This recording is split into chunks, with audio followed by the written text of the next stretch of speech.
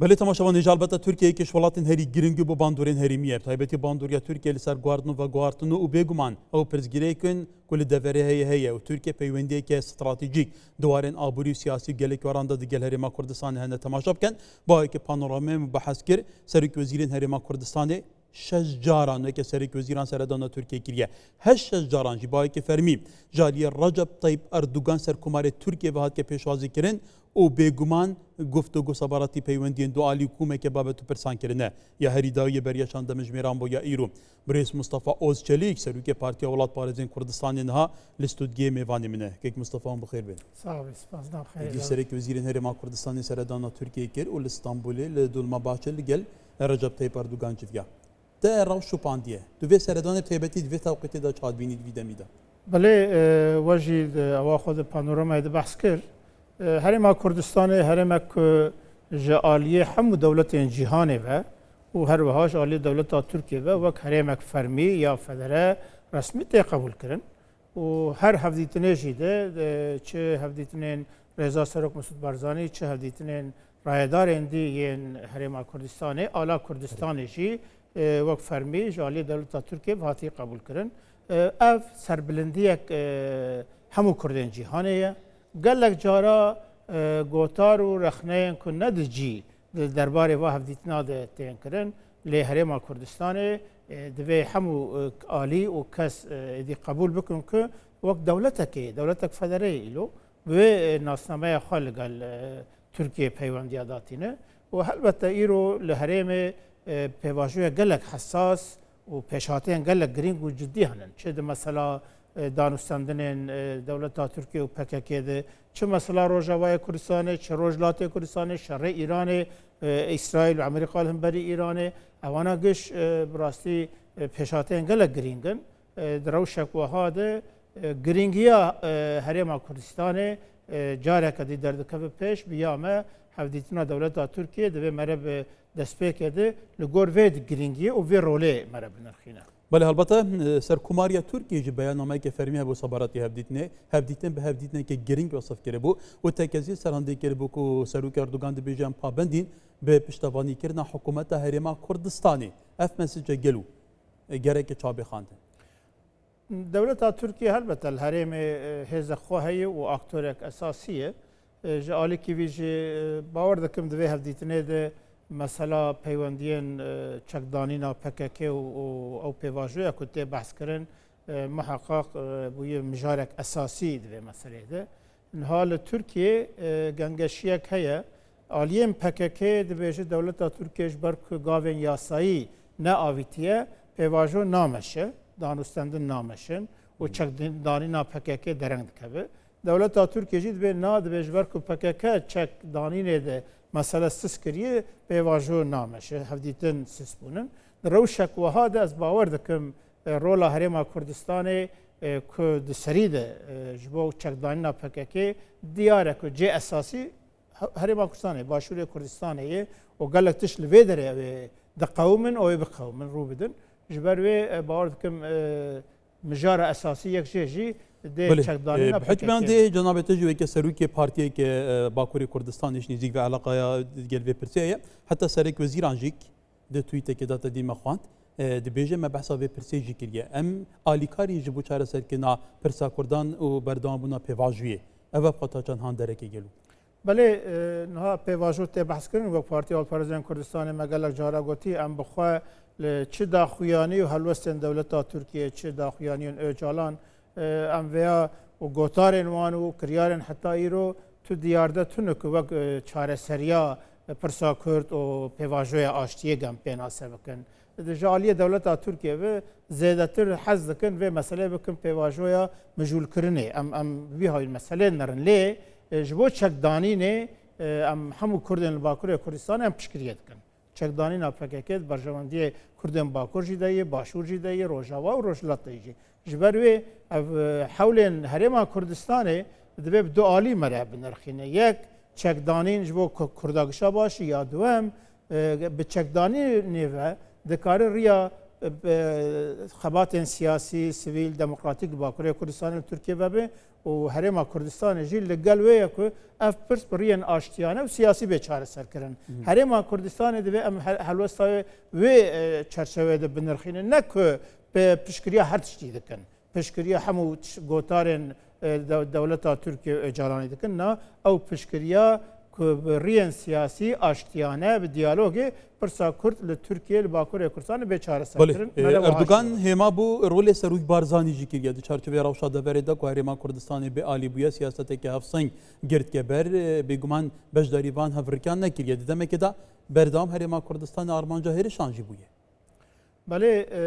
يعني هرما كردستان ده ام رولا هرما كردستان العاليه كي لرولا رزار سروك مسعود بارزاني ايدي نه جاليه كرداتنه و جاليه دولت جهانه و تركيا جي و كسايت و مرجعيه تقبل كرن رزار سروك مسعود بارزاني و بياما دفي ام في مساله جاره كدي جنوب الشروق بكن يرول هرما كردستان قالك بروبلم هنن اناف خوي هنن و روجاوای کردستان گلک پرولم نافخوی هنن لباکور کردستان مثلا روجلات کردستان ده شر اسرائیل امریکا همبر ایران گلک پیشاته نوب خرابینه در روشک و هاده جبو کردا مرجعیتک گرینگه دوی واریجی ده ایرو ام راستیه ببینیم که او مرجعیت رضا سروک مسعود بارزانی کار و رول بلیزه و دست پیکه دل باشور کردستانه دکار و رول بلیزه ام دزانن دما رحمتلی مام جلال ده پیمانک استراتژیک نابینا پدکویانه که هبو و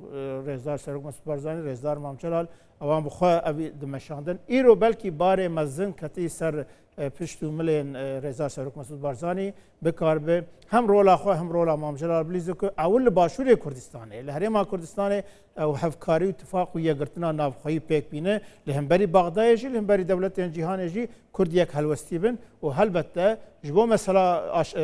برین آشتیانه لباکور کردستان ترکیه پرسا کرد به چاره سر کردن جی ام باور دکن در رضا سروک مسعود بارزانی رولک ارینی و باش بلیزه کواتا دوی چارچوبی ده البته دوان گوهارتنین کل دوری هنه گوهارتنین تایبتی جیوپولیتیک و هنده جاران رهنده که هزین تون لب قابل دیگره زیادتر پرسا کردان زغد به نک پرس گیری جبه که کردان پرسه دوست هست و زانی کواتا دوی چارچوبی ده بگمان رولی سروی بارزانی روله که به باندوره هرما کردستان حتی یه سرک وزیرین هرما کردستان جبو نمونه روشا روشاوای کردستان پروسس آشتیه لترکیه کواتا به بخواد چند هان درکه که پیتر پرسا کردان بیت بحث کردن و پیتر حوال بیت دان بر دیالوگی اف پرسا چاره سر بله اف سردانا رزار سروک وزیر هرما کردستان رزار مسرور بارزانی شی دوی ام باوی کدی بنرخینن البته وای بود چپین شش جاره حفتن کردن لی رزار مسرور بارزانی هم به خبات خوی نافخوی و هم جی رولا خوی که لهرمه جی هیده دی درد که پیش دوی ام وی ببینن اف دانستاندن لگل ترکیه جی و دیارده یک جوه مسئله ام باور دکن ده رزار مسرور بارزانی رزار سروک مسعود بارزانی رزار نچروان بارزانی ده و پیواژوی هید هم جبون پیوندین لگل ترکیه و چاره سریا پرسا کرد ترکیه و باکوره کردستان ده رولک ارینی بلیزن و لگل اف پیشاتین و داویه ده مثلا روجلات کردستان جبو روجاوای کردستان هر مدید رولک گله گرین کات لیستن جبو کردن باکور جی البته دوی باشور کردستان حساسیت کردن باکور گشی بزن برچاوا لگور تجربه این هی ام بزانبن که اف مسئله کردستانیه و دوین داخوازن ملت کرد بین روژه دوی وارد برین آشتیانه برین سیاسی دوی وارد جیده ام باورد کن که لگور تجربه یا دید و هفدیتنا ده ریش ویجر بکرن بله کیک مصطفی کرام بحث جوینه بکین البته چارچوبه جوینه دام وزیر دربه وزیر برگریه و هفدم وزیر وزه یا ترکیه جی برهبو گاف گوهارتن لدبر زیادتر رهنده که آسایشی اولهی و رهنده که وزه جی بخوابت گره که حتی اب جوینه به آوای برفریوان مزنه بر پسین ترکیه بتایبتی وزارتین به باندور رولا هرما کردستان البته نه مثلا بس چکدانینا پککه هرما کردستان ده مثلا هندزان پرسکریک نها نابینا حولیری و بغداد هیا دوی پرسکریکی جیده رولا سروک رضا سروک مسعود بارزانی رولا پدکه رولا حکومت کردستان و جهه و گل گرینگه و ده مسئله پیوستین دولت ترکیه جیده مسئله انرژیه ده مسئله پیوندی ترکیه لگل بغداد به لگل تمام کردا به دولت ترکیه پیوستی های هرم کردستان برای هرم کردستان هیه جبر ویجی هم وزیر خارجی و انرژیه و پاراستنه لگل رئیس سروک حکومت هفدیتن پیکانیه اوار دیاره کده بخور هندک گاوه نو باویجه یعنی اونه همه وقت چوین هاتنک درزه دیه ده گلک واراده هرما کردستان اوه رولاوی زیادتر درکبه پیش گرینگی اوه زیادتر درکبه پیش و اوه جیج بو همو کردا جاره که دمی چینه پرسا کردان می بحثا وی پرسیب کن جبر کو می بحثا تزیادتر بحثا وی بکی ترکیه ولاته که دبید چارچوه 4 ولاتین کو بگمان کرد نافدا دجین زیادتر علاقه به کردان هبه هم رجاهری زورا کردان لترکیه دجین هم همو سنورین ترکیه جی دیگل ولاتین دن دیگل کردانه کاوتا تو نبینی گلو دنها دا اراده که پیس هیل ترکیه کویدی پرزگیری که کردان پیوسته خالی درکتن لی هبه ایدی باوی که دن بیت چاره سکن دوریش تندیه کو تندیه هیچ در انجام نبود نه بوان نه به کردانش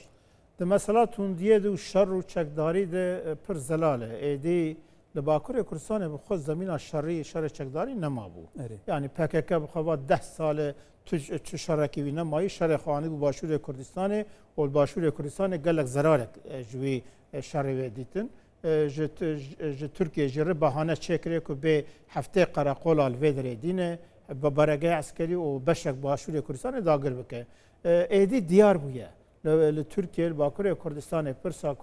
کردستان دبی بریا دیالوگ بریان سیاسی و آشتیانه به چاره سرکرین جبو ویجی بیا من ریا غلط ده بجارتن ایرو دولت ترکیه لگل اجالانی به آوایی که وشارتی نشفاف کس نزان چه دبو چه قومه هفدیتن آده که و هنده بینن آلیه PKK دبیشی مواها گوتو بو پیک نهاتیه آلیه دولت دبی مواها گوتو پیک نهاتیه اف پرسا ملتکیه ایرو نزدیکی 30 میلیون کرد لباکر کردستان و ترکیه دشین دبی ام نونرین ملت کرد یان لترکیه و باکر کردستان این سیاسی سیویل کسایت و ام گش ببین مخاطب و مسئله لگل دولت ترکیه ام سر ماسرونین گاویم بچوک اول دکارم به آویت ناسنامه کردی زمان کردی و آزادی فکری حفظ بین والا کردن چه مثلا مافه هیویش بو اجالانیش بو آزادی دمیرتاشی و او گریلا یم که اوه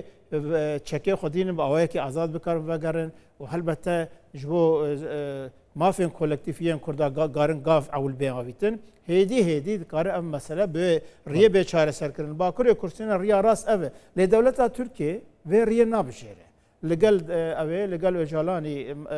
دبین مثلا تروریه و اف پیواجو ترکیه یک به ترور هرم یک به ترور اجالان جی همو داخیانی خود حتی نه هر گوتی هم مثلا ایدی نه مثلا دولت جدا و فدرالی و اتونومی و نه مثلا مافین کلترالیسته مثلا اوه حمولاتی و کفه و انتگراسیون دموکراتیک یعنی گوتارین که تو داخوازن کردات بله برس مصطفى اوزجلی که سروی که پارتی اولاد پارێزên کوردستانê gelê spas. Eş spas